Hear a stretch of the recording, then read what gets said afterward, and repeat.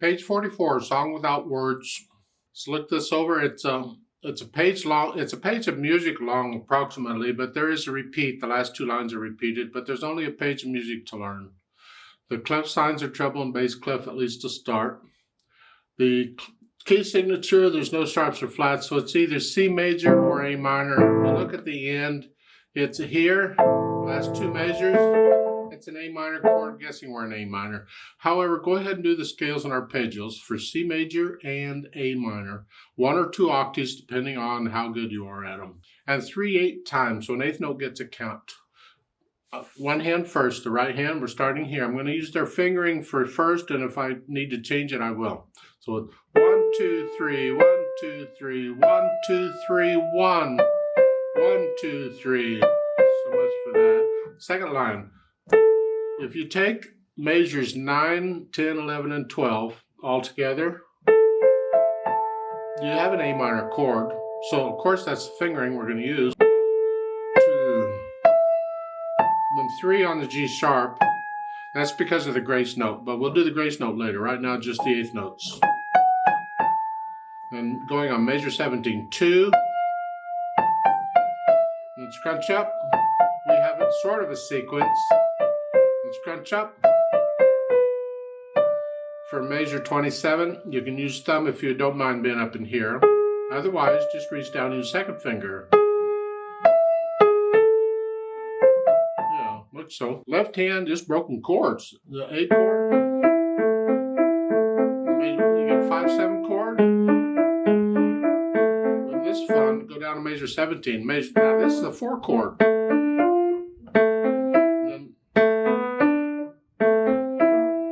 And then the last line, you get a rest for the first one. So it's 1, 2, 3, 1, 2, 3. They're using third. They went up to this position. I'm kind of staying in this position. I'm just bringing the thumb up. 1, 2, 3, 1, 2, 3, 1.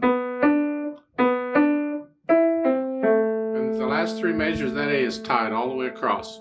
Then I'll put the hands together. And I'll hesitate at first, but that's okay. I just want to see in here.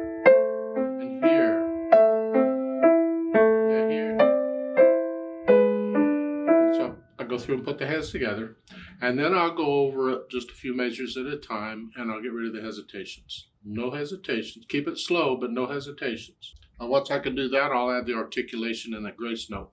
And this is very connected. Here.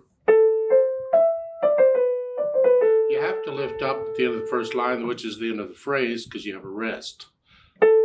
But when you get to the end of the second line, to go on to the third line, lift up. It's a new section, actually. It's a new phrase. Lift up. Like taking a breath. Yeah. This left hand, they're giving you slurs by the measure, and that was very common. They would not slur across a bar line for some reason. It was understood they're slurs. You don't always lift up before and after a slur. They're just telling you to connect them. Connect it. Even when the right hand lifts up, the left hand still connects it all the way through until the third line when you get rests. Now the grace note in the second line here, very quick note. It's not rhythmic, it's just a quick note. And different people will interpret it differently. You do it the way your teacher tells you to do it. A lot of people will play it before the beat. So these come together. Like so. So the measure, starting measure before, that way. When I was in college, I had to start them all on the beat. So it would be, this would be with that. So it happens so quick you can't really tell too well. But I was required to start them all on the beat. The only exception to that I was allowed to do was if it happened to be at the beginning of the piece, I could do it before the beat because the piece hadn't really started yet. Now, once I have the articulation in, then I think about the dynamics that applies to the melody, which is the right hand. P is piano. The cantabile, I'll come back to that. Right now, soft. Then you get a little louder. About moderately soft. And then come back down. And then the second line, you start soft. And then you get a crescendo. They don't tell you how far to get. You can go up as much as moderately loud here. About in here. And then the third line, you're moderately loud. And you're staying there until the end of the line, you come down. And then the last line, you're soft. A little louder. Yeah. The left hand's out of the way. Just keep it in the background.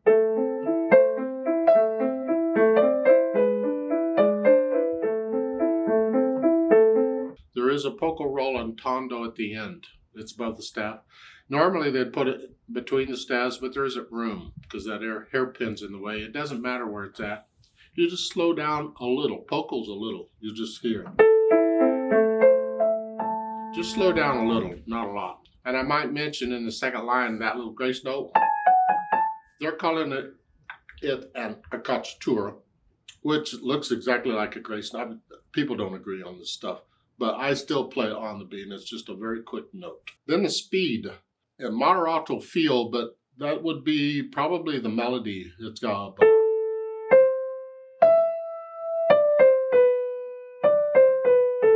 just a nice gentle speed for the melody. These dotted quarter notes are going to speed it up, but the eighth note's going to slow it down somewhere. Slow would be that. See, that drags. That's way too slow. And then fast would be. That's fast. Somewhere in the middle.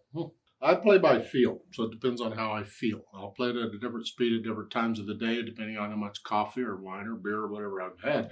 How do I feel it?